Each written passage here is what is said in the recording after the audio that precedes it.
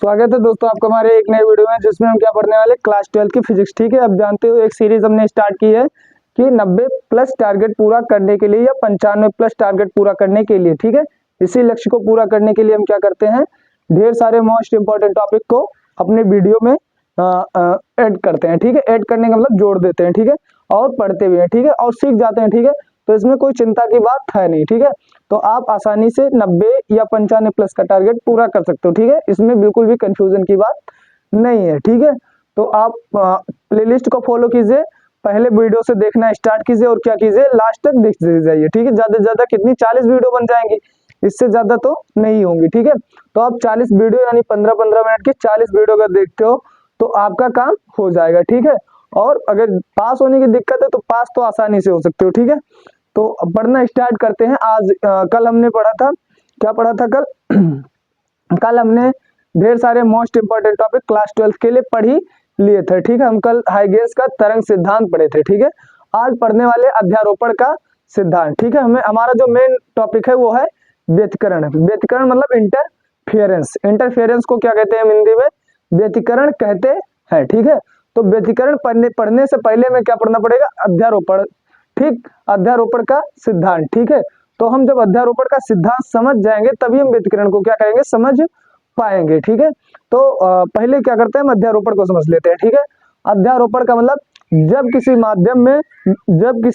माध्यम में दो या दो से अधिक तरंगे एक साथ किसी माध्यम में क्या करती है, गति करती है, तो माध्यम के कणों के विस्थापनों का सदिश योग, यानी जो माध्यम के कण है उनके विस्थापनों का सदिश योग ना तरंग के परिणामी विस्थापन के बराबर होगा। तो मान लीजिए ये कोई तरंग है, इस पर कोई कण स्थित है। ठीक है, तो ये गति कर रही है, तो ये ऊपर नीचे आ जा रही है। ठीक है, तो यहाँ पर भी कोई होगा जो ऊपर नीचे आ जा रहा होगा। ठीक है, तो अगर इन कणों का क्या, हमें पूरा सदिश योग निकालना है। ठीक, सदिश योग और परिणामी तरंग जो पूरी तरंग मिलेगी उसके विस्थापन के क्या होगा, इक्वल होगा। ठीक है, तो आप यहाँ से आसानी से समझ सकते हो। अगर ढेर सारे कण हैं, एक कण y1 है और दूसरा कण y2 है, तीसरा कण y3 है, इन सब का क्या करें, हम विस्थापन निकालना चाहें। ठीक है, कुल विस्थापन कितना होने वाला है, तो अगर y बराबर निकालना चाहें तो हमें क्या करना है, y1 plus y2 plus dot dot plus y3 dot dot dot plus yn। ठीक है, तो ऐसा आप करोगे तब क्या परिणामी तीव्रता निकल आएगी। ठीक है, तो जब किसी माध्यम में दो या दो से अधिक तरंगे एक साथ किसी माध्यम में गति करती है तो माध्यम के कणों के विस्थापनों का सदिश योग तरंग के परिणामी विस्थापन के बराबर होता है। माना तरंग क्या है, y है, हमने मान लिया क्या है, तरंग भाई y है। ठीक है, तब तरंगों की परिणामी तीव्रता y बराबर क्या हो जाएगा, y1 plus y2 plus y3 dot dot dot yn। ठीक है, तो ये सारी चीजें हो जाएंगी। ठीक है, हमें आशा है, हमें लगता है कि आप अध्यारोपण का सिद्धांत समझ गए होंगे। ठीक है, तो अगर आपको तरंग का परिणामी विस्थापन निकालना है यानी परिणामी तीव्रता निकाल लेनी है तो क्या करना है, सारे विस्थापनों को आपको जोड़ देना है। ठीक है, और आपको परिणामी जो तीव्रता है तरंग की वो निकल आएगी। ठीक है, चलिए हम पढ़ते हैं व्यतिकरण। ठीक है, हमारा खत्म हुआ है अध्यारोपण का सिद्धांत। ठीक है, अब पढ़ते हैं व्यतिकरण। ठीक है, आप अध्यारोपण अगर समझ गए हो तो व्यतिकरण बहुत आसान है। ठीक है, तो व्यतिकरण क्या होता है, जब किसी माध्यम क्या होती है, माध्यम में समान आवृत्ति की दो या दो से अधिक तरंगे एक साथ संचरित होती हैं। ठीक, या संचरित होती है तो उनके अध्यारोपण से, मतलब एक के ऊपर एक आकर के मिल जाएंगी। ठीक है, तो उनके अध्यारोपण से माध्यम के कुछ बिंदुओं पर क्या हो जाती है, तरंगों की तीव्रता अधिकतम और कुछ बिंदुओं पर क्या हो जाती है, तरंगों की तीव्रता न्यूनतम हो जाती है। इस घटना को क्या कहते हैं, हम व्यतिकरण कहते हैं। ठीक है, इस घटना को तरंगों का व्यतिकरण कहते हैं। ठीक है, व्यतिकरण कितने प्रकार का होता है, व्यतिकरण दो प्रकार का होता है। ठीक है, अब जैसे मान लीजिए कोई दो आदमी मिले। ठीक है, तो दो आदमी या तो उन्नत कर जाएंगे या तो क्या हो जाएंगे, अपने आप में नुकसान खा जाएंगे। ठीक है, एक दूसरे से मिल करके। ठीक है, तो दो पॉसिबिलिटी बनती है, या तो क्या करेंगे, उन्नत करेंगे और या तो क्या करेंगे, नुकसान होगा। ठीक है उनका, तो ऐसे ही क्या होता है, व्यतिकरण भी दो तरंगों के मिलने से बनता है। ठीक है, अब व्यतिकरण दो प्रकार का होता है, कितने प्रकार का, दो प्रकार का। पहला है संपोषी व्यतिकरण। तो जैसे क्या हो जाता है, जब तरंगों की तीव्रता अधिकतम हो जाती है तो उसे कहते हैं हम संपोषी व्यतिकरण, यानी जब उन्नत कर लेते हैं ये दोनों मिलकर खूब ऊंचाई पर पहुंच जाते हैं, यानी इनका क्या, जो तीव्रता है वो अधिकतम हो जाती है, तो हम उसे कहते हैं संपोषी व्यतिकरण। ठीक है, समपोषी व्यतिकरण तरंगों के व्यतिकरण में माध्यम के कुछ बिंदुओं पर तरंगों की तीव्रता का अधिकतम हो जाना क्या कहलाता है? समपोषी व्यतिकरण कहलाता है। ठीक है, तो समपोषी व्यतिकरण का मतलब जब तरंगों की तीव्रता अधिकतम हो जाएगी तो हम उसे कहेंगे समपोषी व्यतिकरण। ठीक है, अब ऐसा होता है विनाशी व्यतिकरण। क्या हो जाएगा? जब तरंगों की तीव्रता न्यूनतम हो जाएगी तो हम क्या कह देंगे? विनाशी व्यतिकरण। ठीक है, तरंगों के व्यतिकरण में माध्यम के कुछ बिंदुओं पर तरंगों की तीव्रता का न्यूनतम हो जाना क्या कहलाता है? विनाशी व्यतिकरण कहलाता है। ठीक है, तो जब भी क्या होगा, तरंगों की तीव्रता अधिकतम हो जाएगी तो उसे हम कहेंगे समपोषी व्यतिकरण, और जब तरंगों की तीव्रता न्यूनतम हो जाएगी तो उसे हम कहेंगे विनाशी व्यतिकरण। ठीक है, तो हमें लगता है आप समझ गए होंगे। ठीक है, अब प्रकाश तरंगों में व्यतिकरण, यानी प्रकाश तरंगों में कैसे कैसे व्यतिकरण होता है। ठीक है, तो एक ही स्रोत ले लो, उनसे ढेर सारी क्या होंगी? लाइट निकलेगी। ठीक है, ढेर सारी लाइट निकलेगी तो उनमें क्या होगा? इंटरफेरेंस होगा, यानी एक दूसरे के ऊपर क्या होंगे? अध्यारोपित होंगे। जब भी अध्यारोपित होंगी तो माध्यम के कुछ बिंदुओं पर क्या हो जाएगी? तरंगों की तीव्रता अधिकतम, और कुछ बिंदुओं पर तरंगों की तीव्रता क्या हो जाएगी? न्यूनतम हो जाएगी। ठीक है, तो तरंगों की तीव्रता न्यूनतम हो जाएगी, इस घटना को क्या कह देंगे? प्रकाश का व्यतिकरण। ठीक है, पढ़ लेते हैं। ठीक है, बहुत ही आसान है, विश्वास रखिए। ठीक है, और हम क्या करेंगे? एक एक करके सारी चीजों को निपटा देंगे। ठीक है, जब किसी माध्यम में समान आवृत्ति की दो प्रकाश तरंगे एक ही स्रोत से एक साथ क्या होती है? निकलती है, तो माध्यम के कुछ बिंदुओं पर क्या हो जाती है? तरंगों की तीव्रता या प्रकाश की तीव्रता अधिकतम, तथा कुछ बिंदुओं पर तरंगों की तीव्रता या प्रकाश की तीव्रता न्यूनतम हो जाती है।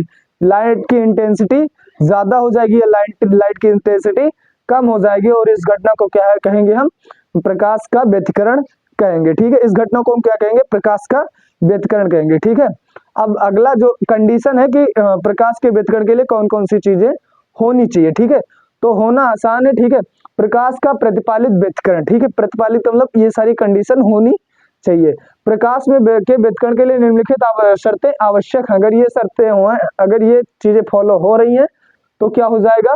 फिर इंटरफेरेंस होगा, और अगर नहीं शर्तें पूरी हुई तो इंटरफेरेंस नहीं होगा। ठीक है, पहली जो शर्त है वो है प्रकाश तरंगों के बीच में कलांतर क्या होना चाहिए? स्थिर रहना चाहिए, यानी कांस्टेंट रहना चाहिए। ठीक है, ऐसा नहीं हुआ कि इसका कलांतर ज्यादा है और इसका कलांतर कम है तो क्या होगा? इंटरफेरेंस नहीं होगा। ठीक है, अगर दोनों प्रकाश तरंगों के बीच कलांतर स्थिर है तो इंटरफेरेंस हो जाएगा। ठीक है, यानी व्यतिकरण हो जाएगा। ठीक है, दोनों प्रकाश तरंगों की आवृत्ति या तरंग दैर्ध्य क्या होनी चाहिए?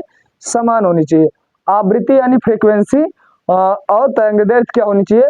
समान होनी चाहिए। ठीक है, दोनों प्रकाश तरंगों के आयाम बराबर या लगभग बराबर होना चाहिए। ठीक है, बराबर या क्या होना चाहिए? लगभग बराबर होना चाहिए। ठीक है, चौथा पॉइंट अपना है क्या? प्रकाश तरंगे एक दूसरे के अति निकट होनी चाहिए। अगर एक दूसरे के निकट ही नहीं है, यानी अति निकट नहीं है, तो फिर इंटरफेरेंस संभव नहीं है। अध्यारोपण का मतलब भाई एक दो तरंगों का एक तरंगों में परिवर्तित हो जाना, और क्या हो जाएगा? या तो लाइट बढ़ जाएगी या तो लाइट की इंटेंसिटी घट जाएगी। ठीक है, तो हाँ, अगर प्रकाश व्यतिकरण करना चाहता है तो उसको उन दोनों को अति निकट होना चाहिए। ठीक है, जब तक दो लोग पास पास में नहीं आएंगे तब तक कैसे व्यतिकरण होगा? यानी कैसे उनका मिलना होगा? ठीक है, तो क्या हो जाएगा? दोनों प्रकाश तरंगे एक दूसरे क्या होने चाहिए? अति निकट होने चाहिए। ठीक है, पांचवा पॉइंट क्या है? जिन प्रकाश स्रोतों से प्रकाश तरंगे निकलती है वो संकीर्ण प्रकाश स्रोत होना चाहिए। संकीर्ण का मतलब कोई जैसे मतलब लेजर लाइट कह सकते हो, वैसे वाले प्रकाश स्रोत होने चाहिए। ठीक है, और तरंग की परिणामी तीव्रता आई बराबर क्या होती है? I1 plus I2 plus 2I1 I2 cos theta. ठीक है, तो कॉस थीटा नहीं, कॉस फाई, और यहाँ पे फाई क्या है? फाई क्या है? फेज डिफरेंस है। फाई क्या है? फेज डिफरेंस है। ठीक है, और संपोषी व्यतिकरण के लिए अधिकतम परिणामी आयाम क्या होगा? ए मैक्सिमम बराबर A1 प्लस A2 तथा अधिकतम परिणामी तीव्रता आई मैक्सिमम बराबर I1 प्लस I2 का under root I1 plus I2 का होल स्क्वायर। ठीक है, और विनाशी व्यतिकरण के लिए न्यूनतम परिणामी आयाम क्या हो जाएगा? ए मिनिमम बराबर A1 माइनस A2। ठीक, A1 माइनस A2, और न्यूनतम परिणामी तीव्रता आई मिनिमम बराबर हो जाएगी root I1 minus root I2 का होल स्क्वायर। ठीक है, तो ये अपना टॉपिक खत्म हुआ है, लेकिन एक बार फिर से रिवीजन कर लेते हैं। ठीक है, तो जो आवश्यक शर्तें हैं, पहली बात है जो कलांतर है वो क्या रहना चाहिए? स्थिर रहना चाहिए। दूसरी बात है जो आवृत्ति और तरंग दैर्ध्य है वो कैसी होनी चाहिए? समान होनी चाहिए। ठीक है, आयाम बराबर या लगभग बराबर होना चाहिए। ठीक है, और जो प्रकाश तरंगे एक दूसरे के क्या होनी चाहिए?